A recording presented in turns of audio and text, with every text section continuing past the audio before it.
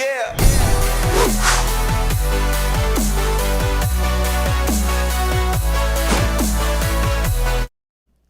Pittsburgh has suffered 11 straight seasons with 5 losses or more. Can that change in 2021? Welcome back to the Gridiron Expert, ready to break down and predict Pittsburgh's schedule and record for this upcoming college football season. Before we get started, make sure to continue to like, comment, subscribe, share our videos, and hit that notification button so you don't miss out on any prediction videos coming your way from now until the beginning of this college football season. Also, make sure to check out everything down in the description below, guys. We have so many exclusive offers for you, including our brand new expert picks over on our website, thegridironexpert.com. Some of the best spread picks in the entire country for the last 3 years, and now, for our 5-year anniversary, we are sharing our NFL expert picks over on our website, thegridironexpert.com. Both of those for some of the lowest prices in the entire country. So make sure to go give that a look, because I can promise you, you're not going to regret it. So let's talk some Pitt football. Let's talk about these Panthers, a team that started 3-0 in 2020, lost 4 straight games after that, including back-to-back 1-point losses to North Carolina State and Boston College, but then won 3 of their final 4 games to finish the year at 6-5, a winning record, but still 5 losses at least for the 11th straight season. Something has to change for the Panthers, and this feels like the year something can change for the Panthers. Let's take a look at their offense. 7 starters back on that side of the ball, and it starts with their 5-year starter in Kenny Pickett. Very rare that we see that in college football nowadays. It's kind of hard to believe Kenny Pickett is still playing college ball, but he returns for the Panthers 1 more year. Threw for over 2,400 yards, 13 touchdowns, had 8 rushing touchdowns, but did have 9 interceptions. Has to cut down on that for the offense this year. Jordan Addison is back as his top wide receiver in 2021. Led the nation's freshmen when it came to receptions, 60 of those last year, and had over 660 reception yards with 4 touchdowns. It's going to be one of the best wide receivers in the ACC in 2021. Pair him with Vincent Davis, who rushed for 247 yards in his final game against Georgia Tech. This is an offense that might be one of the better we've seen lately under Pat Narduzzi. Might be one of the best we've seen. The biggest area they have to improve on is the running game. Pittsburgh only averaged 119.9 rushing yards per game last year, good for 111th in the entire country. That has to improve. The Panthers have to find more balance. But you look at the defense. We know that's always a strength of their Pat Narduzzi. 6 starters back on that side of the ball. A team that was second in the country in sacks per game last year, 4.18 per game. Third in the nation versus the run, allowing just 93.5 rushing yards per game. 9th in the country in interceptions, had 14 last year. And yes, they lose DeMar Hamlin, they lose Paris Ford, they lose Patrick Jones II, they lose Rashad Weaver. Everybody wants to look at the losses. They don't want to look at what comes back. The Panthers have a very, very solid linebacking core. The secondary is still going to be elite, and this is still a team that is going to take advantage of the slightest hole in the offensive line and live in opposing teams' backfields. This is still one of the best defenses in the ACC and still could be one of the best defenses in the country. So all of that being said, 13 starters back. All of that being said, can the Panthers somehow avoid 5 losses for the 12th straight year? Let's take a look at their schedule. Open the year up against UMass. Mark it down as a win. Don't need to talk about it. UMass has consistently been one of the worst teams, if not the worst team in college football for the last few years. That does not seem to change. At Tennessee in week 2, that's the big one, at least when it comes to the non-conference games. This is the one where really you could say it's a loss, if at all, because they're going to beat Western Michigan, they're going to beat New Hampshire. But the game at Tennessee, a team that's really just an absolute dumpster fire right now. Started 2-0 last year, lost 7 of their final 8, so finished 3-7. Got involved with all those scandals under Jeremy Pruitt, let him go. Now Josh Heupel is in, over from UCF. Hendon Hooker transfers in from Virginia Tech. That is huge for the Volunteers, but really that's about it. The O-line looks a little shaky with the exception of a few, and I can see Pittsburgh's defensive line taking major advantage of that. Tennessee's defense only returns 5 starters. They were a unit that allowed 30.1 points per game. They were 106 in the country versus the pass last year. And while this game is at Neyland Stadium, and while I do believe that the crowd is going to be rocking for this game, I don't think in week 2 that Josh Heupel is going to have his team under control. I don't think that Tennessee has what it takes to win this game. And so, yes, we are predicting Pittsburgh to go on the road and what many could say is an upset over the Volunteers. Tennessee, I don't think, has what it takes to beat Pittsburgh right now. They have the edge, Pittsburgh does, at coaching. They own the edge at quarterback. They own the edge defensively. They own the edge, I believe, in every aspect of this game except for home field advantage. And this is a team that can overcome that. 2-0 for Pittsburgh. Mark it up to 4-0 because, like we said, they will beat Western Michigan and they will beat New Hampshire.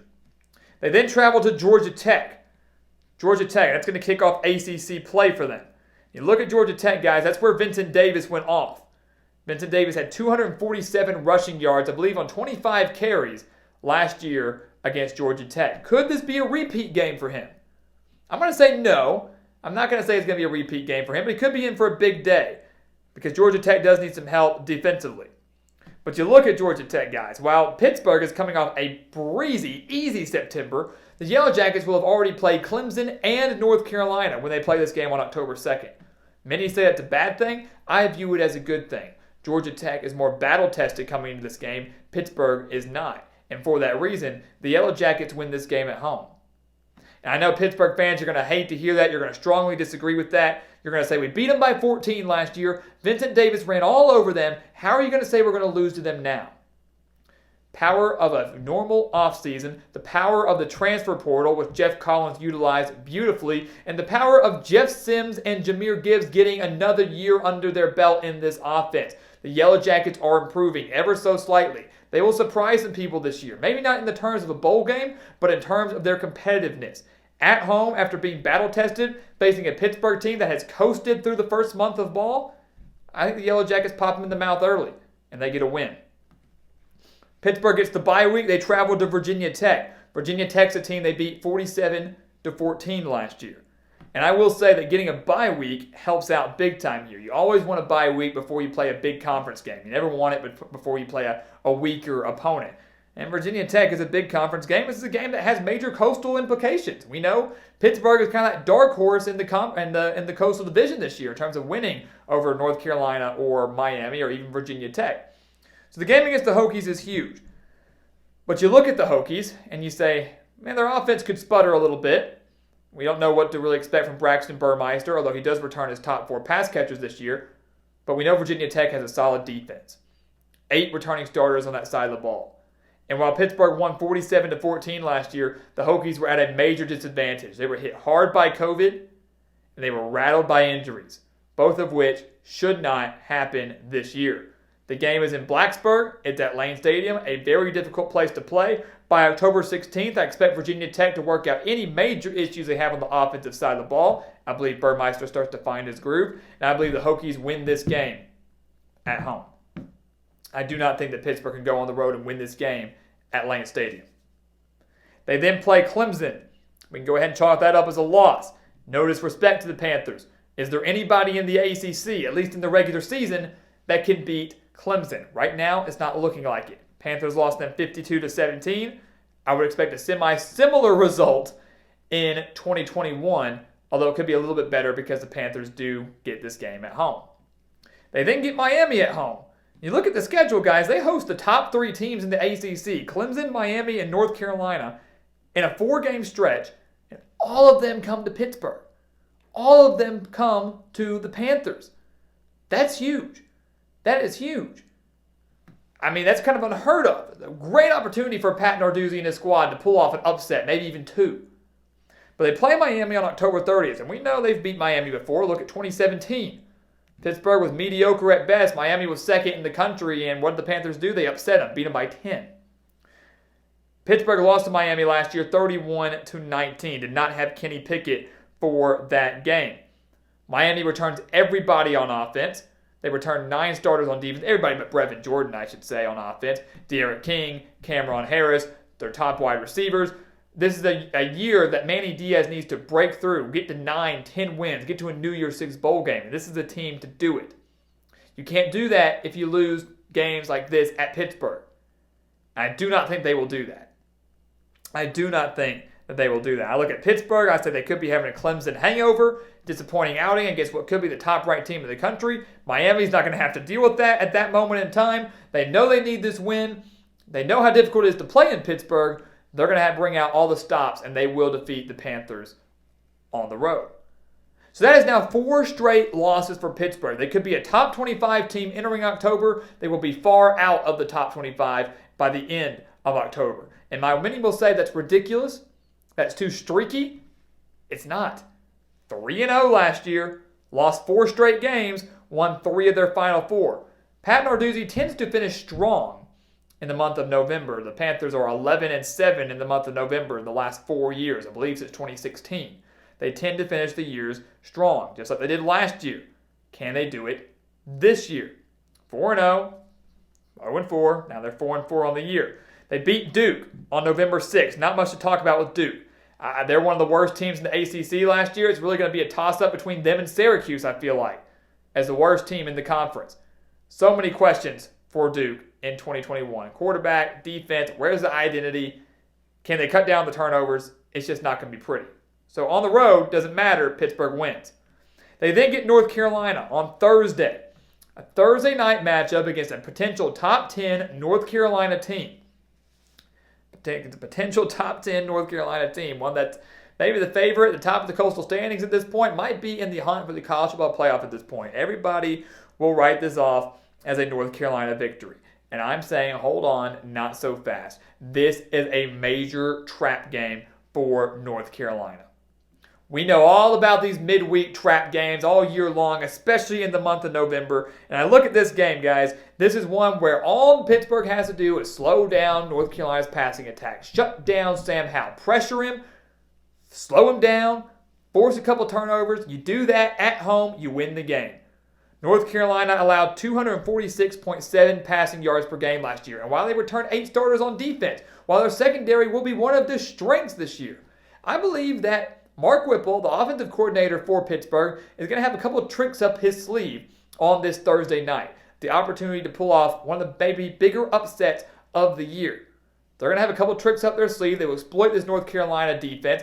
And the Pittsburgh defense has one of their better games of the year. They slowed down North Carolina, a team that I don't think will be as balanced as they were last year after the losses of Michael Carter and Javonte Williams. And Pittsburgh upset UNC on national TV on Thursday night and maybe ruins North Carolina's playoff hopes, depending on what they've done in the weeks prior.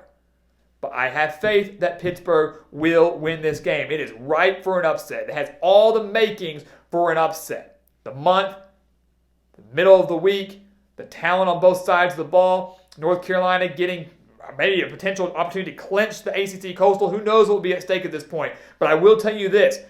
Pittsburgh hosts Clemson, Miami, and North Carolina all at home. They will win at least one of those games. So if you don't think it's North Carolina, make it Miami. I don't think they beat Clemson. But they will beat Clemson, Miami, or North Carolina at home. They will beat at least one of them. And we believe it will be the Tar Heels on that Thursday night matchup. They didn't get Virginia to start rounding out the year. They get Virginia. 14 starters back for the Cavaliers. Brennan Armstrong is back at quarterback. If he can remain healthy, he'll be one of the middle of the pack quarterbacks in the conference.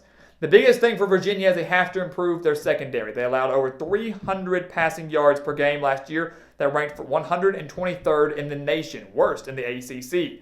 I believe at home, Pittsburgh figures it out, exploits that secondary, which will improve, but not drastically. Will improve, but not drastically. On senior night for Kenny Pickett, he has one last big game for the Panthers, and they beat the Cavaliers. They then round out the year at Syracuse. They beat the Orange 21-10 last year. And like we said earlier, I believe it's a battle between Duke and Syracuse for who is the worst team in the ACC. We won't know that until season's end. But I can promise you the Orange, despite this game being in the Carrier Dome, are not going to have what it takes to beat Pittsburgh. 2 reasons. First off, offensive identity. They don't have it. Defensive identity. They don't have it. But also, Syracuse, for the last few years now, has had one of the worst offensive lines in the entire country. Pittsburgh, for the last few years, has had one of the best defensive lines in the country. I believe that Pittsburgh really is Syracuse's worst nightmare. whoever is under center, Garrett Strader, Tommy DeVito, whoever's under center for Syracuse is going to be in for a rough day in the Carrier Dome on the Oranges senior night. Pittsburgh goes on the road, takes care of Syracuse, should win this game by double digits, namely because of how well their offense is playing at this point and because of how well they're able to pressure the quarterback. And having said all of that, guys, if you have followed us correctly, we do, yes, have Pittsburgh winning their first 4, losing 4 straight, and then winning their last 4. A little bit streaky, but it's been known to happen under Pat Narduzzi. It's not entirely far-fetched. But if you're a Pittsburgh fan, you're happy with this. Why? Because you're 8-4. You finished the regular season with less than 5 losses. Yes, you can still reach 5 losses if you lose their bowl game. But a team that's winning 4 straight games, that has won 4 straight games to end the year, including a win over North Carolina, is not a team that I want to meet in the postseason. Pittsburgh will find themselves in a decent mid-tier bowl game going into the postseason. They win that, they're 9-4, and they snap that 11-year streak of 5 losses or more. And I do believe they will end that streak in 2021. So guys, thank you so much for watching us here at The Gridiron Expert on YouTube. Make sure to continue to like, comment, subscribe, share our videos, hit that notification bell so you don't miss out on any of our prediction videos from now until the beginning of the college football season. Again, we are going non-stop from now through August, so you do not want to miss out on that, and you do not want to miss out on our expert picks over on our website, thegridironexpert.com. Not just college football spread picks now, but NFL spread picks now. All of those for some of the lowest prices in the entire nation, for some of the best picks in the entire nation. So go check it out over on our website, thegridironexpert.com. And once again, guys, as always, thank you so much for watching, and we'll see you next time right here on The Gridiron Expert.